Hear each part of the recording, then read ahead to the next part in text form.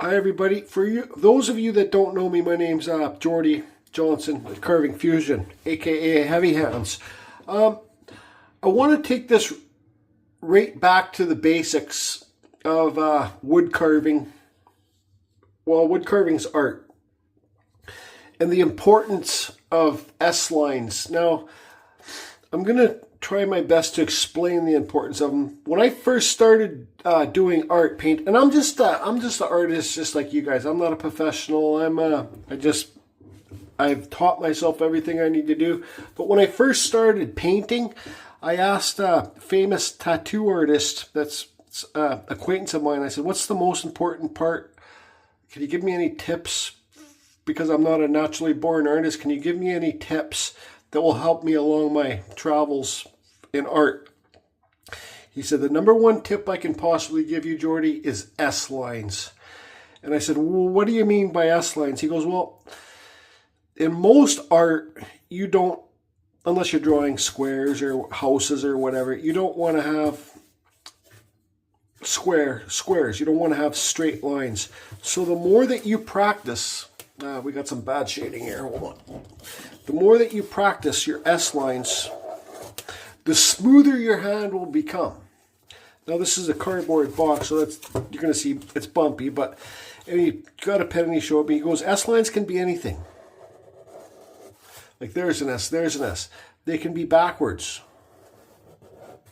They could be this. And branching it off to this. Mostly, if you look, there's an S right there. They can be, they're so fundamental. For me, in my wood carving, I thought that I'd get back to the basics and show you guys, this is for the very beginners, people like me that aren't naturally born artists, how important they are. And they really, the more that you practice them, even drawing them, practice. See how smooth you can make your lines. The more smoother that you make them, the more smoother of a carver you can become.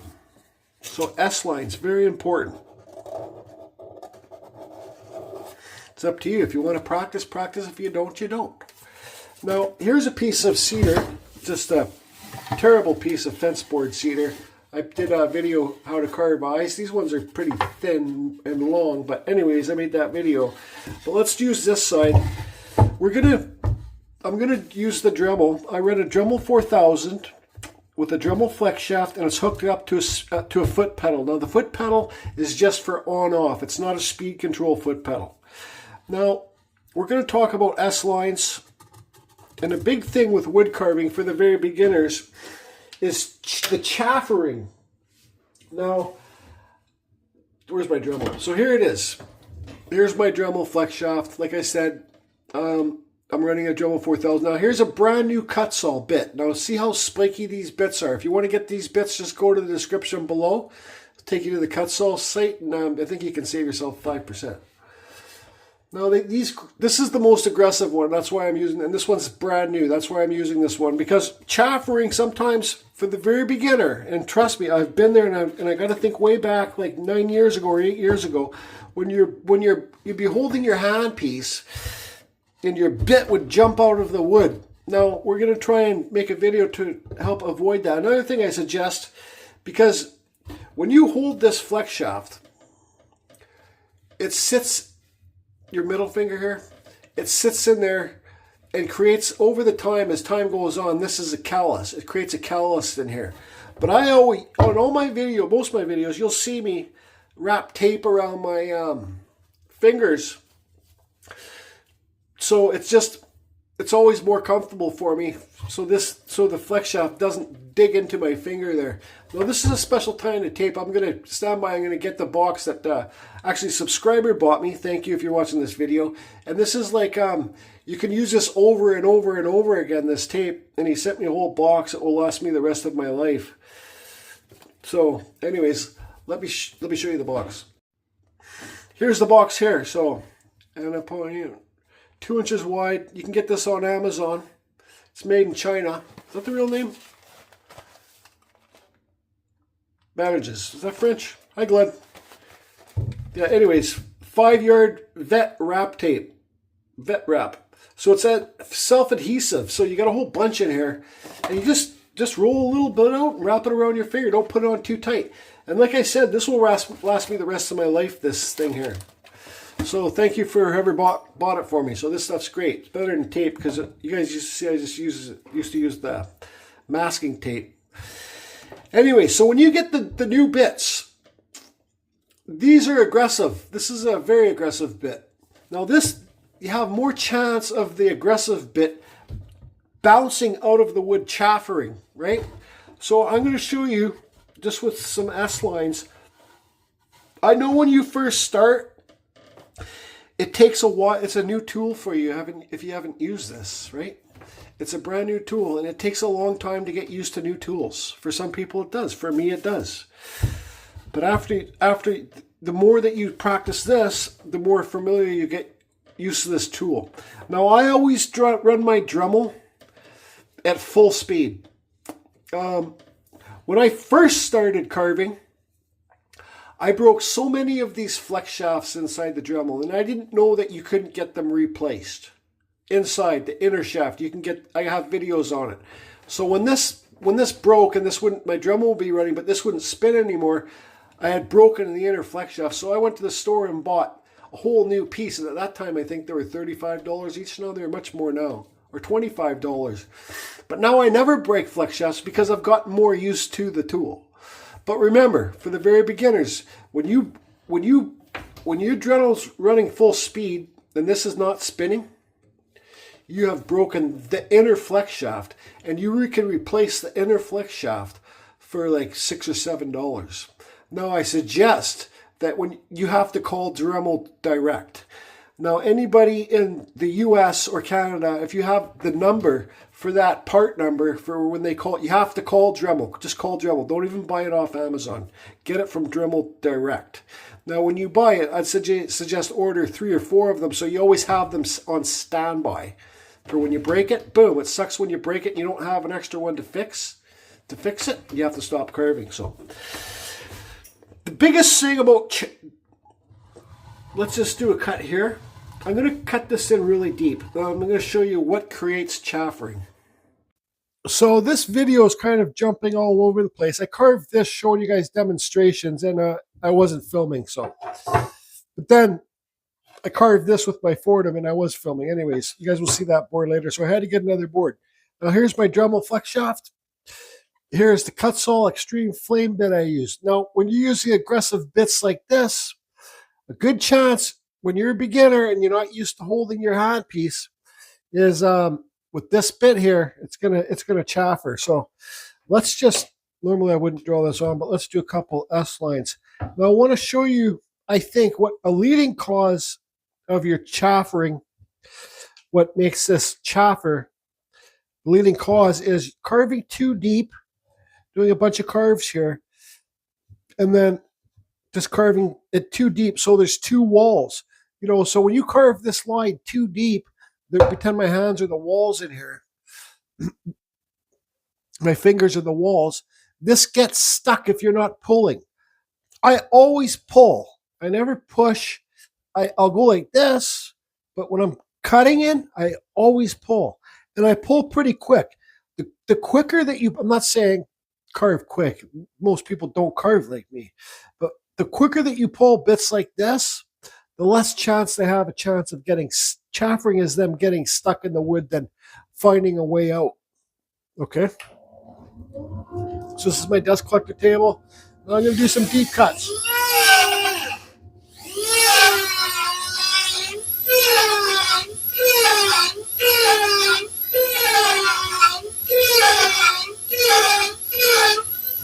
So it didn't chopper for me. Let's do a straight cut.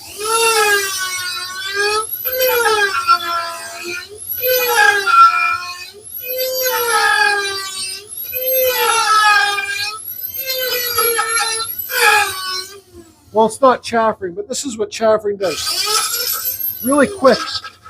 Then it will screw up your edge that you have there. So what I suggest,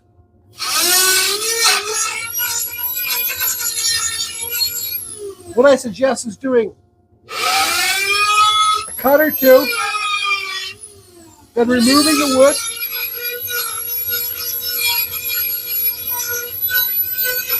and do another cut.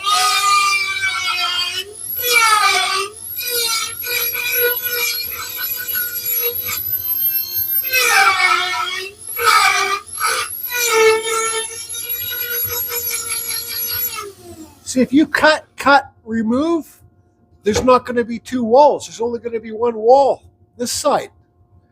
There's no wall right here.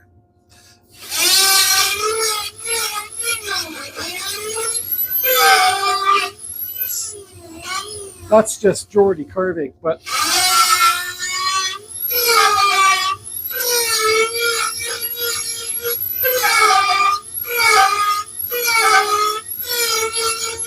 come over and remove this wall.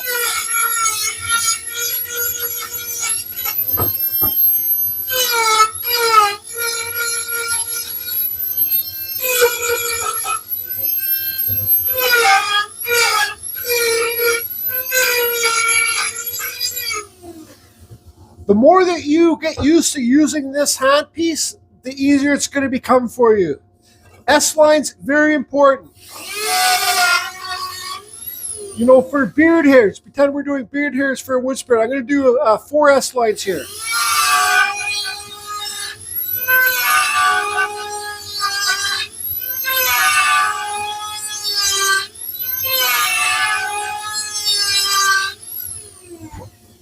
Practice doing things like this. Try and keep the same gaps.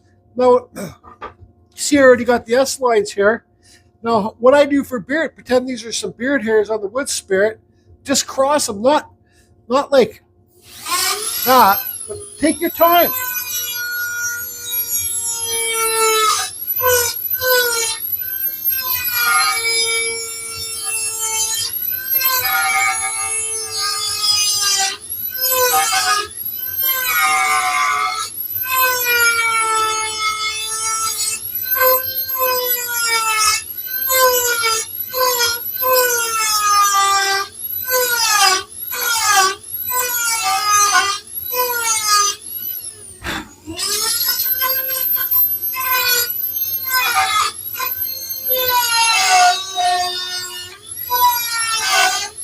Turn your piece.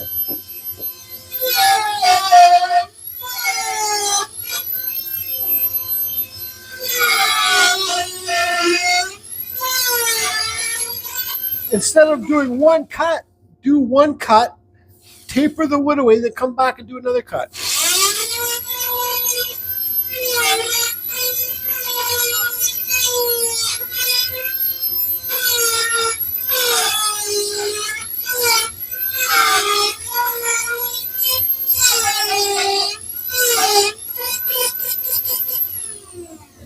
So again, I think the biggest cause for the beginners when they get that chaffer is when you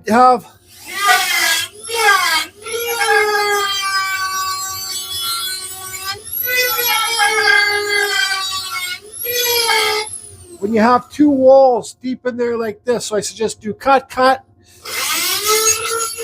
remove, cut, remove. I don't know if this makes sense to anybody, but yeah, I thought back to when I first started carving and what made this bit chaffer. Now I got so much experience with this handpiece, I can't even get it to chaffer. Like, you know, you can see I cut deep in there, it won't chaffer just because the more that you use the tool, the better you're going to get. Now I'll show you with the Foredom. Now, here is, you get a better chance of chaffering with this Foredom. Now this is your Foredom. I run the SR series. This is the industrial one. So remember, if you're going to order the industrial flex shaft, you have to order the handpiece too. Okay? It took me so long to learn all this stuff, and I just want to share my knowledge with you guys. Now the industrial flex shaft, see, this is your inner flex shaft, just like the Dremel. Now your industrial flex shaft is square drive. Okay, it's a lot thicker than the key drive.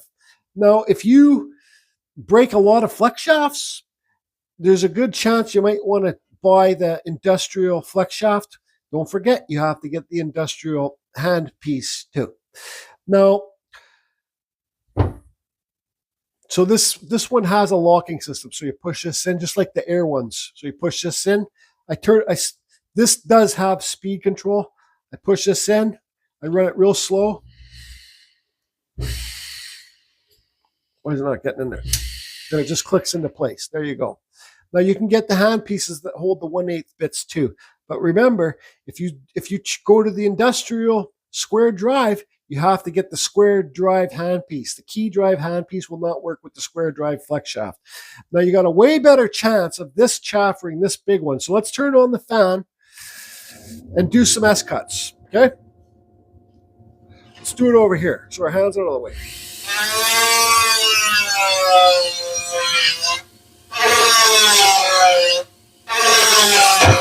See that? Did you hear that? I'm going to keep cutting deep in there. You're going to see it's going to, all of a sudden, it's going to do something like this. Because you're carving too deep in there. See that? That's called chaffering. So let's take that one side down. Okay, now let's go again.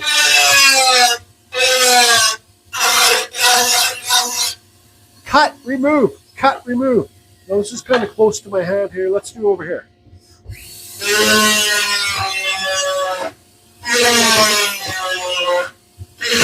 See that chaffering?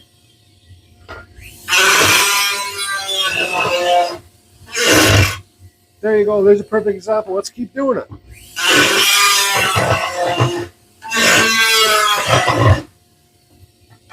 It's chaffering because you have two walls there, two sides. So like once again.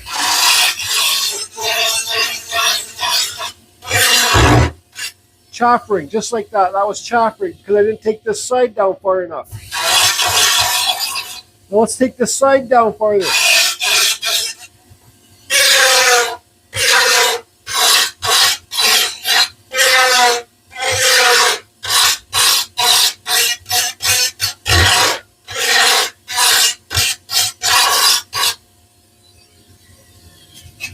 Cut, remove, cut, remove, cut, remove when you first start.